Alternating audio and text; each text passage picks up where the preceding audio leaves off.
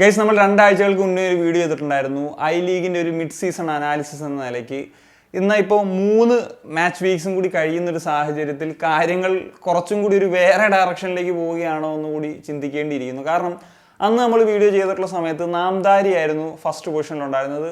Second ചർച്ചിൽ നല്ലൊരു fight കൊടുത്തിട്ടുണ്ടായിരുന്നു. ശേഷം ഇന്റർ കാഷിയും 4ാമത് ഗോകുലം കേരളയും പിന്നീട് റിയൽ കാശ്മീരും അതിന് താഴെയായിരുന്നു രാജ യുണൈറ്റഡും ഷില്ലോൺ ലജോങ്ങും ഒക്കെ ഉണ്ടായിരുന്നത്. അന്ന് ഏറ്റവും കൺസിസ്റ്റന്റ് ആയിട്ട് കളിച്ചുകൊണ്ടിരുന്ന ഒരു ടീമെന്ന് നമുക്ക് പറയാൻ പറ്റുന്നവരായിരുന്നു നാംദാരി FC. പക്ഷേ ആ കൺസിസ്റ്റൻസിയൊക്കെ ഇപ്പോൾ കാറ്റിൽ പറത്തേണ്ട ഒരു അവസ്ഥയാണുള്ളതെന്നുള്ളതാണ്. എന്താണെങ്കിലും ഐ ലീഗിൻ്റെ ഒരു കാര്യം എടുക്കുമ്പോൾ അല്ലെങ്കിൽ ഐ ലീഗിൻ്റെ ചരിത്രം എടുക്കുമ്പോൾ തന്നെ നമുക്ക് എപ്പോഴും കാണാൻ കഴിയുന്നൊരു കാര്യമാണ് ഈ പറഞ്ഞ ഒരു കോമ്പറ്റീറ്റീവ് ആയിട്ടുള്ള ഒരു ലീഗാണ്.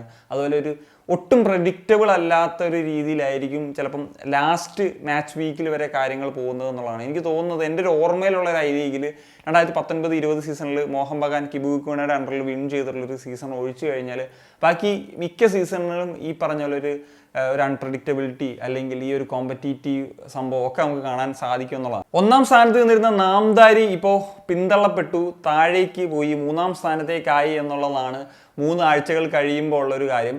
അത്രയും കൺസിസ്റ്റൻ്റ് ആയിട്ടുണ്ടായിരുന്ന നാംദാരിക്ക് കഴിഞ്ഞ 3 മത്സരത്തിലും ഒരു വിജയം സ്വന്തമാക്കാൻ സാധിച്ചിട്ടില്ല എന്നുള്ളതാണ് ഏറ്റവും വലിയ പ്രത്യേകത. ഇതിൽ 2 തോൽവിയും 1 സമനിലയുമാണ് എന്നുള്ളതാണ്. ഇതിൽ ഷില്ലോങ്ങിനെതിരെയും റിയൽ കാശ്മീരിനെതിരെയും പരാജയപ്പെട്ടു. ഡെംബോയ്ക്കെതിരെയാണ് ഒരു ഡ്രോ നേടിയെടുക്കാനായിട്ട് സാധിച്ചത്. എന്താണെങ്കിലും വരാൻ പോകുന്ന മത്സരം ചർച്ചിൽ ബ്രദേഴ്സ് എന്ന് പറയുന്ന പോയിന്റ് ടേബിൾ 1ാമത് നിൽക്കുന്ന ടീമിനെതിരെയാണ്. ഫസ്റ്റ് ലെഗിൽ ചർച്ചിലിനെതിരെ ഒരു വിജയം സ്വന്തമാക്കാനൊക്കെ നാംദാരിക്ക് സാധിച്ചിരുന്നു.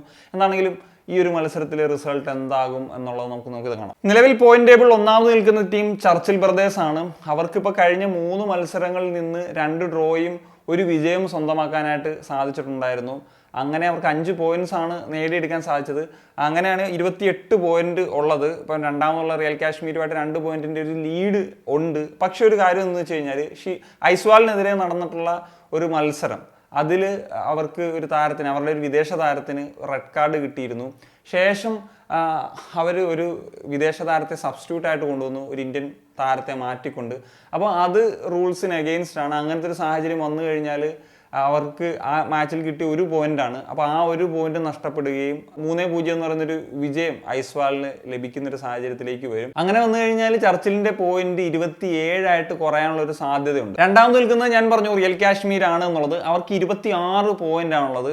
ഈ ഒരു സാഹചര്യം വന്നു കഴിഞ്ഞാൽ കിട്ടിയ 1 പോയിന്റ് നഷ്ടമാകുമല്ലോ ചർച്ചിലിന്. അങ്ങനെ വരുമ്പോഴത്തേക്കും 1 പോയിന്റിന്റെ മാത്രം ഡിഫറൻസിലേക്ക് കാര്യങ്ങൾ മാറുമെന്നുള്ളതാണ് ഏറ്റവും വലിയ പ്രത്യേകത.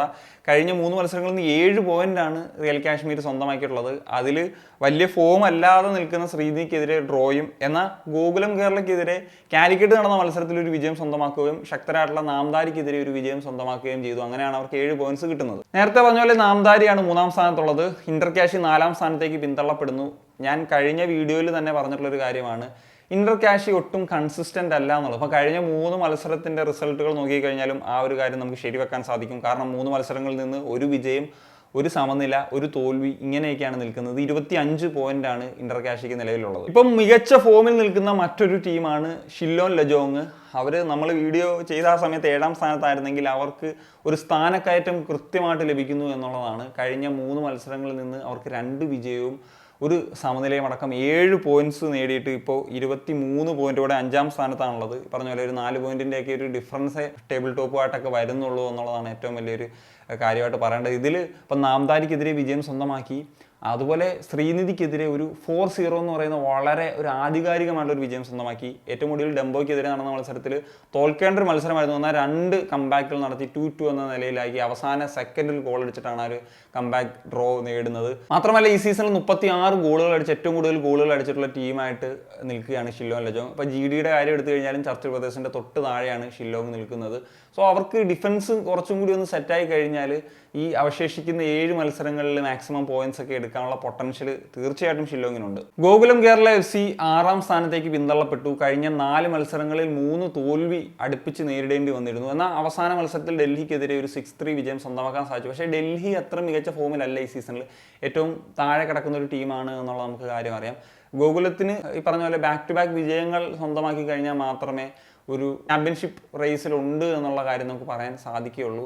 ഈ സീസണിൽ ഏതാണ്ടൊരു പ്രതീക്ഷ പോയ കണക്കാണ് കാര്യങ്ങൾ. പക്ഷേ നമുക്കൊന്നും പറയാൻ പറ്റില്ല. ഞാൻ പറഞ്ഞല്ലോ, ഈ ഒരു പ്രിഡിക്റ്റബിലിറ്റി കാര്യമുള്ളത് കൊണ്ട് തന്നെ ആ ഒരു വിഷയം പറയുമ്പോൾ തന്നെ രാജസ്ഥാൻ യുണൈറ്റഡ്, ശ്രീനിധി, ഡെംബോ ഈ ക്ലബ്ബുകൾക്കും ഈ പറഞ്ഞതുപോലെ നിലവിലത്തെ ഒരു സാഹചര്യത്തിൽ നോക്കുമ്പോഴത്തേക്കും പോയിന്റ് ടേബിളിൽ 7-ാമതോ 8-ാമതോ 9-ാമതോ നിൽക്കുന്ന ടീമുകളാണ്. ഇവർക്ക് അങ്ങനെ ഒരു വിജയങ്ങൾ സ്വന്തമാക്കാൻ സാധിക്കുന്നില്ല ബാക്ക് ടു ബാക്ക് മത്സരങ്ങൾ കൺസിസ്റ്റൻ്റ് ആയിട്ട്.